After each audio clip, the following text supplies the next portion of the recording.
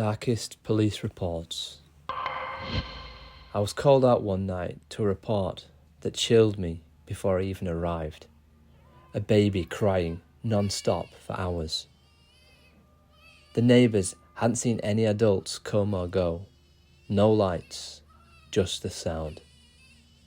When I stepped into the house, it felt wrong. The kind of wrong you feel in your bones. Silent walls, stale air, and that cry, thin, desperate, echoing from somewhere upstairs. I followed up the creaking steps, the sound pulling me towards a small room at the end of the hall. I opened the door, and there she was. An infant no more than 18 months old. Her tiny arms were duct taped to the crib rails like some grotesque punishment. Her cheeks were streaked with tears, her voice hoarse from screaming. My hands trembled as I peeled away the tape. It wasn't the first time someone had done this to her. You could tell. The way her skin reacted, the look in her eyes. This was routine. I carried her down in silence. Outside, the evening air felt cold against the horror I'd just walked through. And that's when she showed up. The mother. Calm at first, until she saw me holding her child. Then she snapped, screaming like some feral monster. But I didn't flinch. I handed the child to patrol and turned back to the mother. Click. The handcuffs snapped shut around her wrists with a finality that still echoes in my mind. It was the most satisfying sound I have ever heard. My dad used to tell this story, one that starts almost funny until it turns into something straight out of a nightmare. There was this guy he knew, big dude, like really big. So big he couldn't even fit into the back of a patrol car. He had a bad habit of writing bogus checks, and it happened so often that they even stopped hauling him in. Instead, they just meet him in the magistrate's office to write him tickets. No cuffs, no drama, just paperwork, and a kind of weird trust. For a while, that's all it was. Low-level fraud. A big guy with small-time crimes. But then came the call. A domestic disturbance. Same house, same guy. They rolled up, sirens off. Something fell off. And there he was, sitting on the front porch, calm as you please, axe in hand, covered in blood. My father and his partner stepped out slowly, weapons ready, told him to put the axe down. He did. No hesitation, no fight in him. Then he said something that stuck with my dad ever since. She's in the tub, he said, or at least, her head is. No yelling, no panic, just matter-of-fact horror, like he was reporting a clogged sink. He didn't try to run, didn't even flinch. Asked seriously if you could just meet them at the magistrate's office like old times. My dad looked at him dead in the eyes and said, "Not this time. You're getting in the car with me." South Korea. A humid night in a drinking village known for its noise, its neon, and its never-ending soju. We were on patrol, standard stuff, until we heard it. A voice ringing out across the rooftops. Off-key, loud and unmistakably drunk, singing the Star-Spangled Banner. We scanned the streets, empty, no sign of the singer. Then we looked up. There he was, 3 stories high, tightrope walking across the ledge of a building like some unholy circus act. Arms wide, swaying in the wind. Still belting out the anthem like he was headlining halftime. Now, this is where words matter. Precision of language, especially when dealing with someone soaked in soju, and a sense of invincibility. The sergeant on scene called out, "Hey, come down here." And the man replied, "On my way." Then, he stepped off the ledge, just like that. No hesitation, no scream, just gone. I remember thinking, this is it. I'm about to watch my first death. That fall should have broken him into pieces.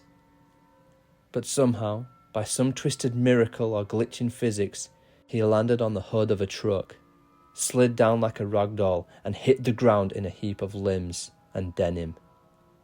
We rushed over, sure he'd be unconscious. Instead, he looked up at us with a grin and slurred, "Hey guys, how's it going?" Both of his femurs were snapped clean, bone visible, blood soaking through his pants. We did what we could, splintered him, stopped the bleeding, called it in. He survived. But that night, that was the night I learned the true power of soju. There's a certain kind of quiet madness that doesn't scream, it whispers, and sometimes it lights matches. We got the call about smoke. Neighbours said the woman inside had tried to burn down her house. An older woman, alone, known to have issues. We got there, the smoke was thin, curling from the back of the house like a warning. She was pacing near the porch, rambling. She told me, completely serious, that there was an atom bomb in her attic, and the only way to disarm it was to burn the whole house down. That's when I knew logic wouldn't save her, but a story might.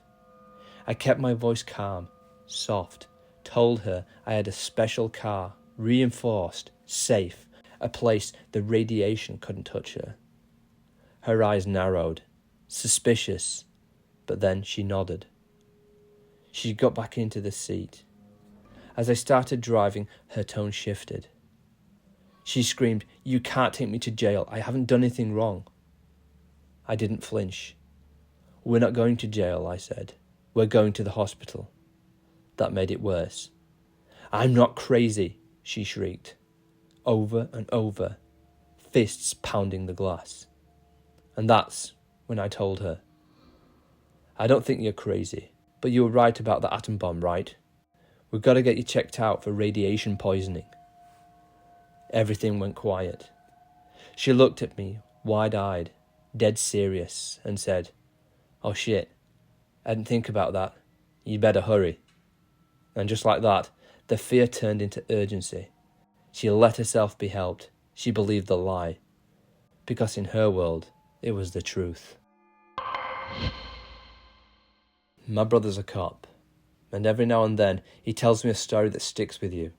Not because it's violent, not because it's bizarre, but because it leaves you wondering just how far a person can go before reality stops being real.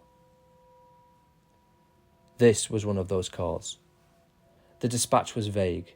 Screams reported in an apartment complex. No further information. When my brother got there, he didn't even make it to the door before he heard it. A woman's voice, shrill and panicked. "Get out! Get it out! Get it out!" He knocked. No answer. Just more screaming. Then a voice from inside. "Please, I can't get to the door. Help me. Maybe my son can open it." And then a child's voice. Quiet, confused. "I can't reach it." My brother talked to the boy through the lock, step by step, and finally the door creaked open. What hit him first wasn't the sound, but it was the smell. Rot, burnt chemicals, metal. Something worse beneath it all. The boy just stood there, blank. Behind him, the apartment was in chaos. Drug paraphernalia scattered across the floor, burnt spoons, powder residue, torn up clothes. And then, the screaming again. "Please, get it out." He followed the sound down the hallway. What he walked into looked like the aftermath of a ritual. Blood on the sheets, on the walls, the floor, everywhere. A man stood beside the bed, elbow deep, his hands buried inside a screaming woman. She writhed, not from pain, but from some belief that something inside her was alive. "There's a demon in me," she howled. "Get it out!" The man, high out of his mind, was locked in, eyes wide with fear and certainty. "I feel it too," he whispered. "It's in there, I swear it's in there." Turns out, a few hours earlier, they'd gone to a fortune teller. She told the woman there was something evil inside of her, and they believed it. They took that belief back to their apartment, and when he said, "I think I can feel the demon," she begged him to reach in and pull it out. My brother didn't go into detail about how the scene de-escalated, just that medical and psych teams were called. The child was taken into protective custody. But what haunted him most wasn't the blood, or the drugs, or the screaming. It was how real it all was to them. Thank you for listening. If you enjoyed my stories, please follow for more. Thank you.